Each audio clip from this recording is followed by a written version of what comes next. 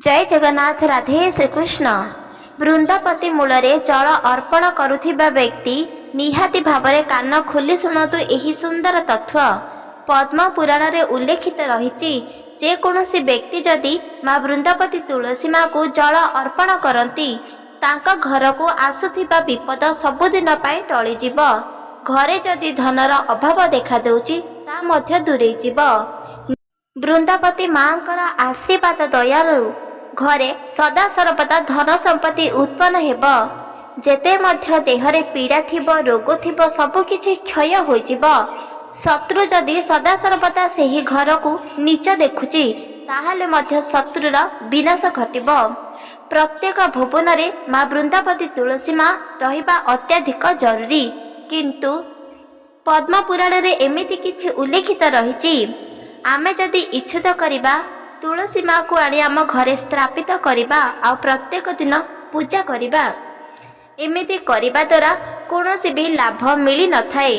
शास्त्र अनुष्ठान रे जदि आपण माँ वृंदापति को सेवा करती वृंदापति को पूजा करती आ जल अर्पण करती ताहाले आपणक घरे दिनकू दिन उन्नति हेबारे लागिब। मने रखंतु माँ वृंदापति तुलसी माँ पाखरे जल अर्पण करिबार विशेष किछि नियम रहिछि। सेही नियम को न मानि जदि आपण मन इच्छुतरे माँ को पाखरे जल अर्पण करती पूजा करती ताहाले सेही पूजार फल आपण को प्राप्त हेब नाही। बरम माँ वृंदापति को अत्याधिक पीड़ा पहुँचीबारु दंड आपण मानकु भोगिबाकु पड़िबो। एहाकु बिल्कुल भी हाथ छड़ा करंतु नहीं। पद्म पुराण रे उल्लेखित रही माँ वृंदापति विषय रे निहाती भावरे मन खोली एहाकु शुणु। सबुकिछि विपदर अंत घटी थाए जदि शास्त्र अनुष्ठान रे भगवान पाखरे पूजा आराधना करती। सेथिपाई चालतु जानिबा प्रकृत सत्यता। पद्म पुराण रे जहाँ भी किछि उल्लेखित रही आमे निहाती भावरे जानिबा आउ ठीक से परिबा पूजा आराधना करिबा। सेथिपाई एहाकु निहाती भावरे मन ध्यान दे शुण। पद्म पुराण रे उल्लेखित रही जेतेबेले भगवान श्रीकृष्ण बांक बिहारी रूप को धारणा करी माँ वृंदापति तुलसी माँ को विवाह करथिले सेही समय रे तांकर नाम मध्य देइथिले। आ माँ वृंदापतिर नाम केवल तांक विवाह दिन ही भगवान श्रीकृष्ण बांक बिहारी रूप को धारणा करी सेही नाम को देइथिले। आ से नाम रे प्रत्येक व्यक्ति तुमको उच्चारण करिवे बोली एकथा मध्य कहिथिले। वृंदापतिर अर्थ हेउची जीवन रे जेते मध्य बाधा थिबा विघ्न थिबा सब किछु को आड़ करिबो। वृंदापतिर प्रकृत अर्थ को मने रखतु। जीवन रे अशांति मध्य दूरे थाए सब किछि उन्नति आनी थाए। वृंदापति नाम धरिबा मात्रे बहुत किछि शांत लागि थाए। दिन जाकर पाप नष्ट होई थाए। एही नाम केवल बांक बिहारी भगवान श्रीकृष्ण माँ तुलसी माँ को देइथिले। सेही दिन ठारू प्रत्येक व्यक्ति माँ वृंदापति तुलसी माँ माँ वृंदापति को उच्चारण करी माँ को पाखरे जल अर्पण करती दीप दान करती ता साथिरे पूजा आराधना मध्य करिथांती। प्रत्येक व्यक्ति कहउछंती माँ वृंदापति पाखरे माँ लक्ष्मी केबे भी शांत भावरे रही न थांती किंतु एहा मिथ्या अटे। शास्त्र रे उल्लेख रही माँ वृंदापति तुलसी माँ को मन ध्यान दे पूजा आराधना करिले माँ लक्ष्मी बहुत खुशी होइथांती संतुष्ट होइथांती आउ वरदान मध्य प्रदान करिथांती। सेथिपई एहाकु मने रखंतु। माँ वृंदापति तुलसी माँ को पूजा आराधना करिले केवल माँ लक्ष्मी नुहे बरम प्रभु नारायण मध्य खुशी होइथांती। पद्म पुराण रे उल्लेखित रही स्वयं भगवान श्री हरि कहिचंती मते पूजा करिबा पूर्वरु सर्वश्रेष्ठ रे माँ वृंदापति को पूजा करिबा अत्याधिक जरूरी। तापरे जाई मते पूजा करिबो। एहा करिबा द्वारा मनुष्य मानकर जेते मध्य दुख कष्ट अछि ताकू सबुदिन पाई भगवान श्रीकृष्ण निज हस्तरे लिभाई देबे। सेही दिन ठारू प्रत्येक व्यक्ति सर्वश्रेष्ठ माँ वृंदापति को पूजा करती तापरे भगवान नारायण को पूजा करती। एहा करिबा द्वारा सखाल पाप नष्ट होबा संगे संगे धन संपत्ति मध्य उत्पन्न होइथाए। ମା ବୃନ୍ଦାବତୀ ପାଖରେ ବହୁତ କିଛି ଶକ୍ତି ରହିଛି। ଶାସ୍ତ୍ରରେ ଉଲ୍ଲେଖିତ ରହିଛି, ଯେଉଁ ଭୁବନରେ ବା ଯେଉଁ ଘରେ ମା ବୃନ୍ଦାବତୀ ତୁଳସୀ ମା ପୂଜା ପାଉଛନ୍ତି ସେହି ଘରକୁ ସ୍ୱୟଂ ଯମରାଜ କିମ୍ବା ଯମରାଜଙ୍କର ଦୂତମାନେ ମଧ୍ୟ ପ୍ରବେଶ କରିପାରନ୍ତି ନାହିଁ। ଏହା ସତ୍ୟ ଅଟେ। ଆପଣମାନେ ଦେଖିଥିବେ, ଏହି ମା ବୃନ୍ଦାବତୀ ତୁଳସୀ ମା ଅତ୍ୟଧିକ ଶକ୍ତିଶାଳୀ।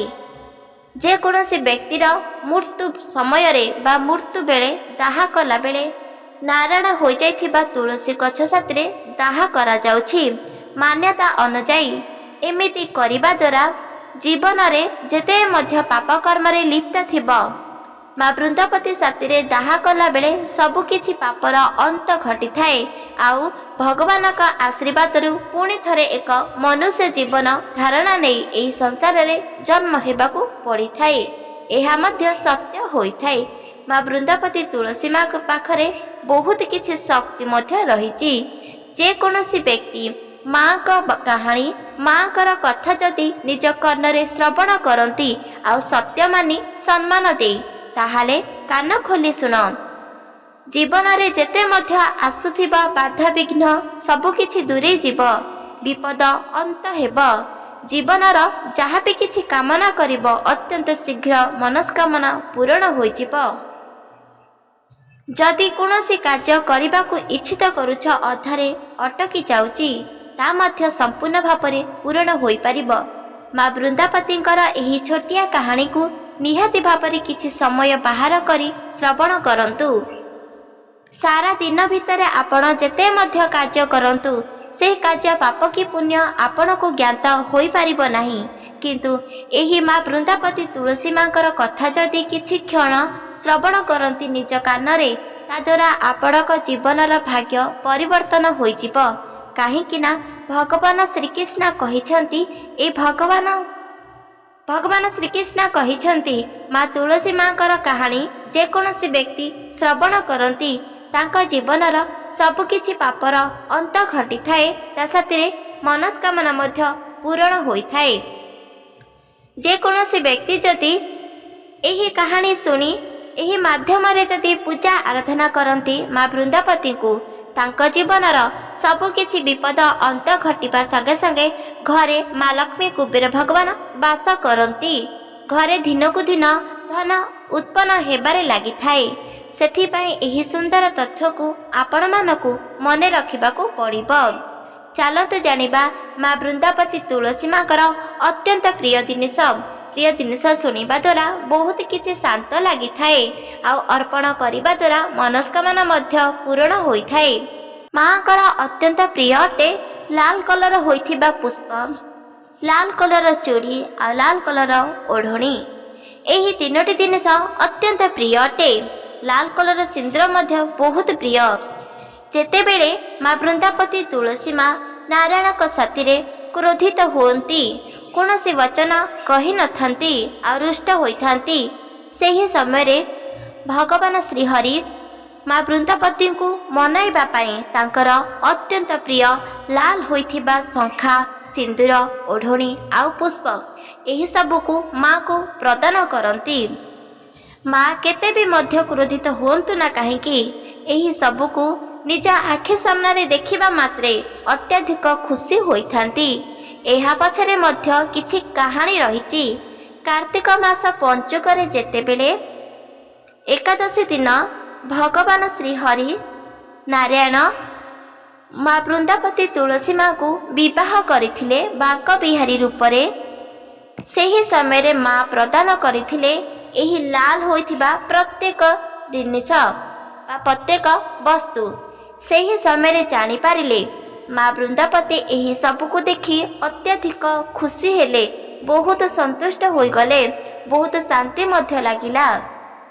ସେହି ଦିନଠୁ ଭଗବାନ ଶ୍ରୀହରି ଜାଣିପାରିଲେ ମା ବୃନ୍ଦାବତୀଙ୍କର ଲାଲ ହୋଇଥିବା ଯେକୌଣସି ବି ଜିନିଷ ବସ୍ତୁ ଅତ୍ୟଧିକ ପ୍ରିୟ। ଯେତେବେଳେ ମା ବୃନ୍ଦାବତୀ କ୍ରୋଧିତ ହୋଇଥାନ୍ତି, ପ୍ରଭୁ ନାରାୟଣ ଅର୍ପଣ କରିଥାନ୍ତି, ତାଦ୍ୱାରା ମା ଅତ୍ୟଧିକ ଖୁସି ହୋଇଥାନ୍ତି।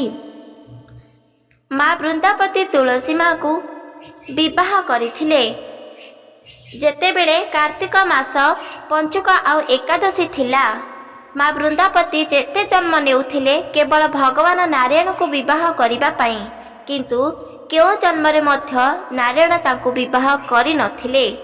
ପୁଣି ଥରେ ଜନ୍ମ ହେଉଥିଲେ, ବୟସ ଅନୁଯାୟୀ ତାଙ୍କର ମୃତ୍ୟୁ ଘଟୁଥିଲା। ପୁଣି ଥରେ ତାକେ ଜନ୍ମ ହେଉଥିଲେ, ବୟସ ଅନୁସାରେ ଠିକ୍ ସେପରିକା ତାଙ୍କର ମୃତ୍ୟୁ ଘଟୁଥିଲା। କିନ୍ତୁ ଗୋଟିଏ ଜନ୍ମରେ ବିବାହ କରିଲେ ଆଉ ସେଦିନ ଠାରୁ ଏହି ଲାଲ ହୋଇଥିବା ପ୍ରତ୍ୟେକ ଜିନିଷ ଅତ୍ୟଧିକ ପ୍ରିୟ ହୋଇଗଲା। ସେଥିପାଇଁ ଆପଣମାନେ ଯେତେବେଳେ ମଧ୍ୟ ମା ବୃନ୍ଦାବତୀ ତୁଳସୀ ମାଙ୍କୁ ପୂଜା ଆରାଧନା କରୁଛନ୍ତି, ମନେ ରଖନ୍ତୁ ତାଙ୍କୁ ପ୍ରତ୍ୟେକ ଦିନ ଲାଲ ହୋଇଥିବା ସିନ୍ଦୁର ଅର୍ପଣ କରନ୍ତୁ। ତାପରେ ତାଙ୍କୁ ପୂଜା ଆରାଧନା କରନ୍ତୁ। ଏହା କରିବା ଦ୍ୱାରା ମା ବୃନ୍ଦାବତୀ ଅତ୍ୟଧିକ ଖୁସି ହୋଇଯିବେ ଆଉ ଆପଣଙ୍କୁ ବରଦାନ ମଧ୍ୟ ପ୍ରଦାନ କରିବେ। ଏବେ ମନେ ରଖନ୍ତୁ, ପଦ୍ମ ପୁରାଣରେ ଉଲ୍ଲେଖିତ ରହିଛି ଏକ ସୁନ୍ଦର ତଥ୍ୟ। ଆପଣମାନେ କେବେ ଜାଣିଛନ୍ତି କି? ଜୀବନରେ ଯଦି ସଦାସର୍ବଦା ଆଶୀର୍ବାଦ କିଏ ପ୍ରଦାନ କରିଥାଏ ଆଉ ଏହି ବିବାହ ଯୋଗ ବିଧବା ଯୋଗ ସବୁଠାରୁ ଦୂରେଇ କରିଥାଏ ଆଉ ବିବାହ ଯୋଗ ଅତ୍ୟନ୍ତ ଶୀଘ୍ର କରିଥାଏ, ସେହି ଦେବୀ ହେଉଛି ମା ବୃନ୍ଦାବତୀ। ମା ବୃନ୍ଦାବତୀ ପ୍ରତ୍ୟେକ ନାରୀଙ୍କୁ ଆଶୀର୍ବାଦ ପ୍ରଦାନ କରନ୍ତି। ତାଙ୍କ ଜୀବନରେ ଏକ ଉତ୍ତମ ପୁରୁଷଟିଏ ପ୍ରାପ୍ତ ହୋଇଥାଏ ବିବାହ କରିବା ପାଇଁ। ଦ୍ୱିତୀୟରେ ତାଙ୍କୁ କେବେ ବି ବିଧବା ଯୋଗ ଆସିନଥାଏ। ସଦାସର୍ବଦା ସ୍ୱାମୀ ସୁଖରେ ବହୁତ ଖୁସି ଆନନ୍ଦ ରହିଥାଏ। ସେଥିପାଇଁ ମା ବୃନ୍ଦାବତୀ ତୁଳସୀ ମାଙ୍କର ଆଶୀର୍ବାଦ ପ୍ରତ୍ୟେକ ନାରୀଙ୍କ ପାଇଁ ଅତ୍ୟଧିକ ଜରୁରୀ ହୋଇଥାଏ। ମା ବୃନ୍ଦାବତୀଙ୍କୁ ପୂଜା କରିବା ଦ୍ୱାରା ବିଧବା ଯୋଗ ଦୂରେଇ ଥାଏ, ସନ୍ତାନ ପ୍ରାପ୍ତ ହୋଇଥାଏ, ଧନ ସମ୍ପତ୍ତି ପ୍ରାପ୍ତ ହୋଇଥାଏ, ସଙ୍ଗେ ସଙ୍ଗେ ରୋଗ ମଧ୍ୟ କ୍ଷୟ ହୋଇଥାଏ। ସେଥିପାଇଁ ଏହାକୁ ଆପଣମାନେ ମନ ଧ୍ୟାନ ଦେଇ ଶୁଣନ୍ତୁ। ଏବେ ଚାଲନ୍ତୁ ଜାଣିବା, ଯେକୌଣସି ବ୍ୟକ୍ତି ବା ନାରୀମାନେ ଯଦି ମା ବୃନ୍ଦାବତୀ ତୁଳସୀ ମାଙ୍କୁ ପୂଜା ଆରାଧନା କରୁଛନ୍ତି, ମାଙ୍କ ପାଖରେ ଜଳ ଅର୍ପଣ କରିବା ଦ୍ୱାରା କେଉଁ ସବୁ ପୁଣ୍ୟ ପ୍ରାପ୍ତ ହୋଇଥାଏ। ତାପରେ ଜାଣିବା କେଉଁ ଅନୁଷ୍ଠାନରେ ବା କେଉଁ ନିୟମରେ ମାଙ୍କ ପାଖରେ ଜଳ ଅର୍ପଣ କରିବେ, ସେସବୁ ବିଷୟରେ ମଧ୍ୟ ଆମେ ଜାଣିପାରିବା। ଶାସ୍ତ୍ରରେ ଉଲ୍ଲେଖ ଅଛି, ମା ବୃନ୍ଦାବତୀ ତୁଳସୀ ମା ପାଖରେ ଜଳ ଅର୍ପଣ କରିଲେ କେଉଁ ସବୁ ପୁଣ୍ୟ ପ୍ରାପ୍ତ ହୋଇଥାଏ। ଯେକୌଣସି ବ୍ୟକ୍ତି ଯଦି ମା ବୃନ୍ଦାବତୀ ତୁଳସୀ ମା ପାଖରେ ଜଳ ଅର୍ପଣ କରନ୍ତି, ତାଙ୍କ ଜୀବନରୁ ସବୁକିଛି ବିପଦ ଅନ୍ତ ଘଟିଥାଏ। ମନେ ରଖନ୍ତୁ, ଯେତେବେଳେ ସେହି ବ୍ୟକ୍ତିର ମୃତ୍ୟୁବରଣ ଘଟିବ, ଯଦି କିଛି ପାପକର୍ମରେ ଲିପ୍ତ ଥିବ, ତାହେଲେ ତାର ଆବଶ୍ୟକତା ଅର୍ଥାତ୍ ଆତ୍ମାର ଆବଶ୍ୟକତା ରହିଥାଏ ବିଭିନ୍ନ ପ୍ରକାର ଖାଦ୍ୟ ଆଉ ପାନୀୟ ମଧ୍ୟ। ତାକୁ ମଧ୍ୟ ମନୁଷ୍ୟଙ୍କ ପରି କ୍ଷୁଧା ଲାଗିଥାଏ, କିନ୍ତୁ କିଛି ଅଲଗା ପ୍ରକାର। ମନୁଷ୍ୟମାନଙ୍କୁ ପ୍ରତ୍ୟେକ କ୍ଷଣ, ପ୍ରତ୍ୟେକ ସମୟ ଆଉ ପ୍ରତ୍ୟେକ ଦିନ କ୍ଷୁଧା ଲାଗୁଛି ଅର୍ଥାତ୍ ଭୋକ ଲାଗୁଛି, କିନ୍ତୁ ଆତ୍ମାମାନଙ୍କୁ ଠିକ୍ ସେପରିକା ଲାଗିନଥାଏ। ଆତ୍ମାମାନଙ୍କୁ କେବଳ ବର୍ଷକୁ ଥରେ ହିଁ କ୍ଷୁଧା ଲାଗୁଛି ଆଉ ପାଣିର ଆବଶ୍ୟକତା ରହୁଛି। ଠିକ୍ ସେପରିକା ଆତ୍ମାର ଯମପୁରରେ ଦଣ୍ଡ ମିଳିଥିବା ସବୁଠାରୁ ଶ୍ରେଷ୍ଠ, ସବୁଠାରୁ କଷ୍ଟ ଦଣ୍ଡ ହେଉଛି ଏହି କ୍ଷୁଧା ଦଣ୍ଡ। ଯେତେ ମଧ୍ୟ ଦଣ୍ଡ ରହିଛି ଯମପୁରରେ ସହ୍ୟ କରିଦେବ ସେହି ଆତ୍ମା, ଯେତେବେଳେ କ୍ଷୁଧା ଦଣ୍ଡ ତାକୁ ଲାଗିବ ସିଏ ବିଲକୁଲ ବି ସହ୍ୟ କରିପାରିବ ନାହିଁ। ସେଥିପାଇଁ ତ ପ୍ରତି ବର୍ଷକୁ ଥରେ ପିତୃପକ୍ଷରେ ପିତୃଲୋକମାନଙ୍କ ପାଇଁ ଶ୍ରାଦ୍ଧ ଦିଆଯାଏ, ସେ ପୁଣି ଶ୍ରଦ୍ଧାରେ। ଯେହେତୁ ତାକୁ ଦଣ୍ଡ ମଧ୍ୟ ସହ୍ୟ କରିବାକୁ ପଡ଼ିଥାଏ। ଯେଉଁ ବ୍ୟକ୍ତି ମା ବୃନ୍ଦାବତୀ ତୁଳସୀ ମା ପାଖରେ ଜଳ ଅର୍ପଣ କରନ୍ତି, ତାଙ୍କ ଆତ୍ମାକୁ ଏହି ସବୁ ଦଣ୍ଡ ବିଲକୁଲ ବି ମିଳିନଥାଏ। ଯଦି ପାପକର୍ମ କରନ୍ତି ତାହେଲେ ମଧ୍ୟ ଦଣ୍ଡ ମିଳିନଥାଏ। କାହିଁକି ନା ମା ବୃନ୍ଦାବତୀ ତୁଳସୀ ମାଙ୍କ ପାଖରେ ଜଳ ଅର୍ପଣ କରାଯାଏ। ଏବେ ଚାଲନ୍ତୁ ଜାଣିବା, ପ୍ରତ୍ୟେକ ନାରୀ ମା ବୃନ୍ଦାବତୀ ତୁଳସୀ ମା ପାଖରେ ଜଳ ଅର୍ପଣ କରିବା ଦ୍ୱାରା କିଛି ନିୟମ ମଧ୍ୟ ରହିଛି ଆଉ କିଛି ଚମତ୍କାର ମଧ୍ୟ ଘଟୁଛି, ଯାହାକି ପ୍ରାପ୍ତ ମଧ୍ୟ ହେବ। ଏହି ବିଷୟରେ ଜାଣିବା ଦ୍ୱାରା ବହୁତ କିଛି ପୁଣ୍ୟ ମଧ୍ୟ ପ୍ରାପ୍ତ ହୋଇଯିବ। ସେଥିପାଇଁ ଚାଲନ୍ତୁ ଜାଣିବା। ଯେଉଁ ଘରେ ମା ବୃନ୍ଦାବତୀ ତୁଳସୀ ମା ଅଛି ଆଉ ସେହି ଘରର ନାରୀମାନେ ଯଦି ପୂଜା ଆରାଧନା କରୁଛନ୍ତି ତାଙ୍କ ଜୀବନରେ ମା ଲକ୍ଷ୍ମୀଙ୍କର ଆଶୀର୍ବାଦ, ଭଗବାନ ଶ୍ରୀହରିଙ୍କର ଆଶୀର୍ବାଦ ପ୍ରାପ୍ତ ହେବ। ଧନ ସମ୍ପତ୍ତି ଉତ୍ପନ୍ନ ମଧ୍ୟ ହେବ। କେବେ ବି ଜୀବନରେ କୌଣସି ବି ଅଭାବ ଲାଗି ରହିବ ନାହିଁ। ଏହି କଥା ସତ୍ୟ ହୋଇଥାଏ। ଯେଉଁ ନାରୀ ମା ବୃନ୍ଦାବତୀ ତୁଳସୀ ମା'କୁ ଜଳ ଅର୍ପଣ କରନ୍ତି ତାଙ୍କ ଜୀବନରେ ସବୁ କିଛି ବିପଦର ଅନ୍ତ ଘଟିଥାଏ। ମନେ ରଖନ୍ତୁ, ତୁଳସୀ ମା ବୃନ୍ଦାବତୀଙ୍କୁ ଜଳ ଅର୍ପଣ କରିବା ଦ୍ୱାରା ପୂର୍ବ ଜନ୍ମରେ ଯେକୌଣସି ବି କୁକର୍ମ କରିଥାଉ ନା କାହିଁକି ସବୁକିଛି ନଷ୍ଟ ହୋଇଥାଏ। ଯେତେବେଳେ କୌଣସି ବ୍ୟକ୍ତିର ମୃତ୍ୟୁବରଣ ଘଟୁଛି ଏହି ଜଳ ସେହି ପୁରରେ ମଧ୍ୟ ପ୍ରାପ୍ତ ହୋଇପାରୁଛି।